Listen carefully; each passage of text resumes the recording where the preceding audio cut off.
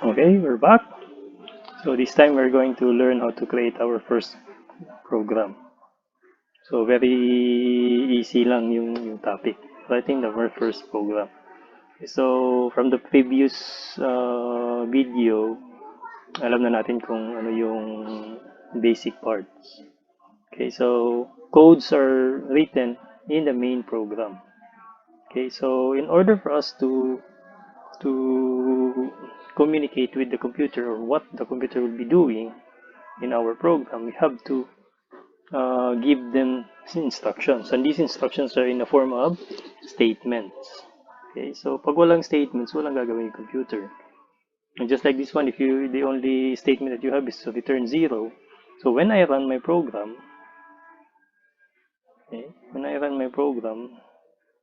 ito yung mangyayari. Yan, parang medyo nag-blink lang siya. It didn't do anything. Okay, but it actually run the program. Okay, so dito, for this video, we'll try to communicate with the computer. Okay, so give them something to do. So one statement that we are going to use every time when we create our program is to give an output in the form of a text, and this is where printf function comes in. Yung printf, the printf function. Okay, so yung printf function, yung ginagawa niya is to display texts as an output. Mga words, mga symbols, yun yung ginagawa niya. Pag merong printf, mag-expect ka na there will be a text output in the program.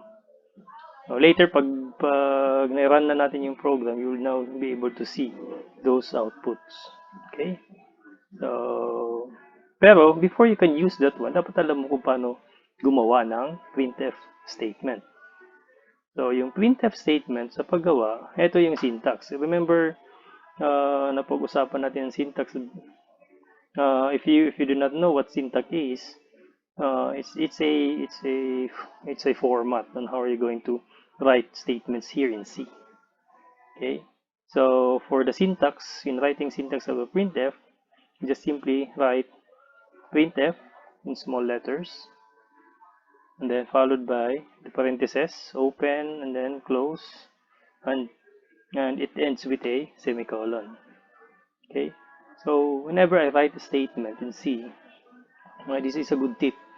Whenever I write a statement in C, I always do it by pairs. If you're talking about parentheses, brackets, braces, yun, I will always write it in pairs always, immediately, kasi para hindi ko nakakalimutan. And then, pag may statement, pag kailangan ng semicolon, nilalagay ko kaagad. And then, I go back to write something in between. Just like this one, the printf, yung ginawa ko, I type in printf and then dalawang curly bracket, parentheses kagad, tapos end it with a semicolon. Kasi minsan mahirap hanapin yung error na semicolon lang. Yun lang pala yung kulang. Okay, so again, the syntax is printf and then open parentheses. Now, inside the parentheses, the two parentheses, are your quotation marks. Quotation marks ng dalawang double quote. So, sa loob ng dalawang double quote, nandun yung text na gusto mong i-display. So, for example, let's use the famous Hello World. Most kasi pag nag-start ka ng programming, Hello World kagad yung na-mention. So, let's start first with the word Hello. I hope this one is clear. It's in red. But we can change that one into other a more visible na tawag nun.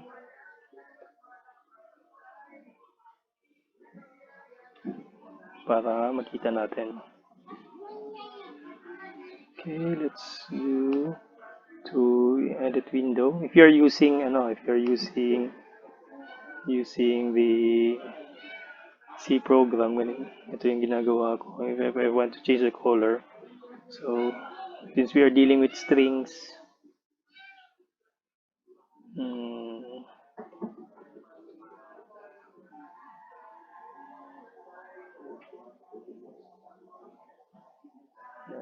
Ito yung gusto kong kulay. Yan. Para mas clear, di ba? Okay, so, printf hello world. So, it's always in that form. So, sa loob ng sa loob ng printf, sa loob ng printf parentheses, you will always find a double quote.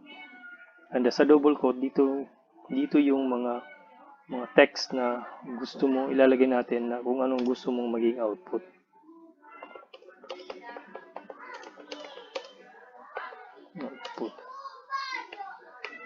Ayan. Okay? So, kahit anong text, capital letters, small letters, yan. As long as whatever you have written in those two, between those two quotation marks, yun ang lalabas as an output. Okay? So, let's just first use the hello world. Yan. Okay. So, how would we know that nagkaroon ng output yung hello world? Na merong output yung hello world. So, if you're going to run the program, okay, ito may shortcut, Control F9, but I'm just showing you that you can click on the run or you can use Alt, press Alt, tapos press R, and then you can press Enter, select whatever function that you need to perform. So, in my case, I'm going to run, so I just simply hit Enter. Pag nag-enter, nag-run na yung program. Actually, hindi ko nakita yung naging result. Pero, sir, paano ba yun? Hindi ko makita. Pero if you're going to use CodeChamp, o di kaya other online compilers, makikita mo kagad yan. Meron na yung result. Hello world. So, in my case, hindi ko nakita. So, for me to see, I'll be needing another function para makita yon.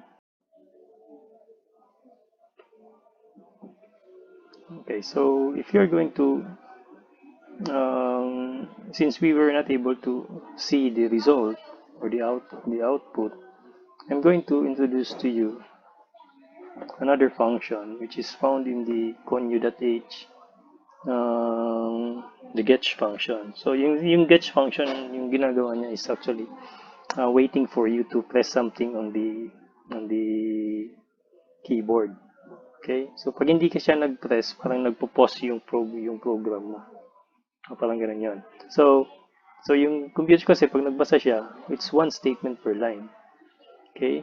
One statement at a time, I mean. So, kaya, I advise you, when you create your programs, dapat isang statement per line.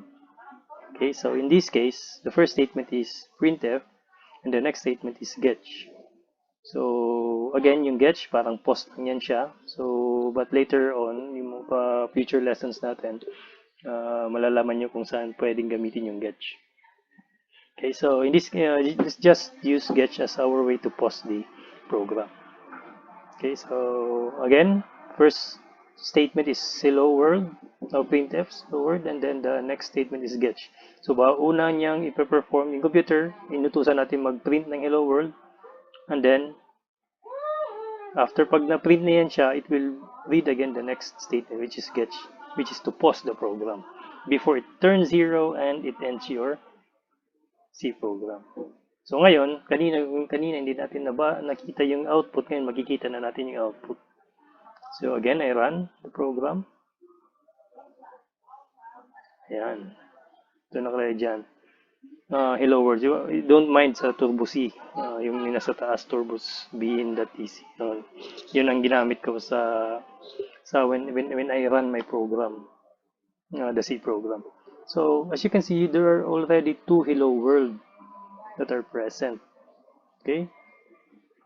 So yung mangyayari dyan, every time na merong i-run natin yung program, nandyan pa rin yung mga previous na output. Okay? Although if you're using CodeChamp, hindi kaya tawag nun, yung ibang online C compilers, okay lang. I mean, hindi mo makikita yung previous output kasi i-clear niya yun always. So, yung makikita mo lang is hello world. So, dito, yan, yung previous result nandun pa rin. Okay?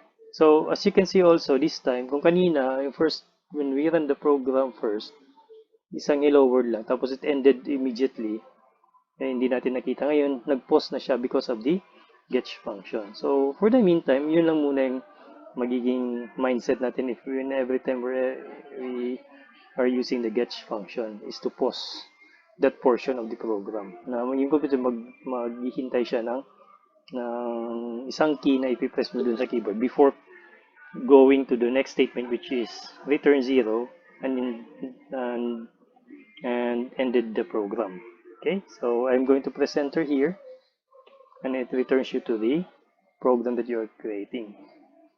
Okay, so yun yung so yung purpose ng getch natin pagpo-pause. So this is the second time. So if you have make changes, kasi dun sa like I said, kung ano yung nasa gitna ng dalawang quotation mark, including the spaces, yun din magiging output. So if you have noticed earlier, if you still remember, yung hello world natin, dalawa, tapos walang spaces between the world tapos yung hello, yung pangalawang hello world. Okay, so this time we're going to create a space so that when we run the program again, you will now have spaces dun. Kasi dito yung merong after the first word, yung hello was tawag nun, nakadikit lang nakadikit lang dun sa hello at saka yung D. Yan. So ngayon, because we have included a space, this time nandun yung space for the third hello world. Okay. So and then again, the program pauses, and then just simply click any key on the keyboard. If you hit any key on the keyboard, you will be returned to the editor natin, yung C Turbo C natin. Then you can create again, modify again your codes. Okay? So, ganun yung lower. So, dito, kahit anong letters, numbers, symbols, pwede mo, whatever, what you write here is the ones that will be displayed. Of course, except for few tawag nun, for few symbols which has a different meaning, and we're going to discuss that on the next video. So pero if there will be, so if you do not want to see any, if you are using C program as Turbo C plus C compilers, if you do not want to see those previous results, output, you can also use another statement. It's a new statement, which is the clear screen. CLRSCR in small letters, the clear screen function. This one, lagyan ko ng comment dito. Again, comment, hindi siya mababasa ng computer as a statement. Clear screen. Ibig sabihin nun, i-erase niya lahat ng nakasulat. Blank, kaya kanina black, lahat yan, black. Tapos yung cursor niya, yung ganito, this one, ito, nagbi-blink. Yung cursor niya nasa first statement, upper left corner. Okay, ng screen niyo. So again, this one, itong function na to, getch is pauses program. For now, yun yung magiging purpose ng getch natin, to pause the program. Of course, the printf displays a text hello world. So when we run again the program,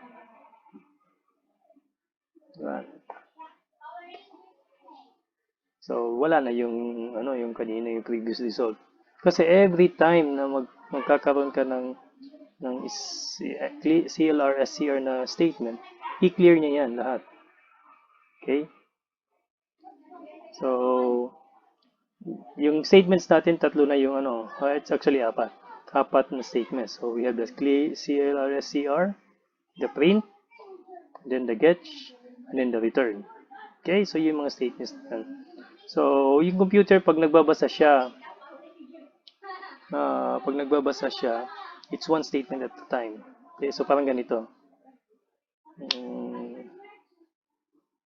Okay, so it finds the main function after And then if you can see, hindi niya binasa yung write your codes here kasi it's a comment. It proceeds to the clear screen. Okay, so yung clear screen natin, so yun yung una yung gagawin niya. And then, next is to print hello world. And then, to perform getch. So sa getch kasi kailangan siya mag-press. So if you can see, and then yung hello world, mag-iintay siya na mag-press ka ng key. Okay? So once you press the key, it will return 0. Move on to the next statement, return 0, and then ends your program. Okay, parang ganun yun. That's how the computer would work.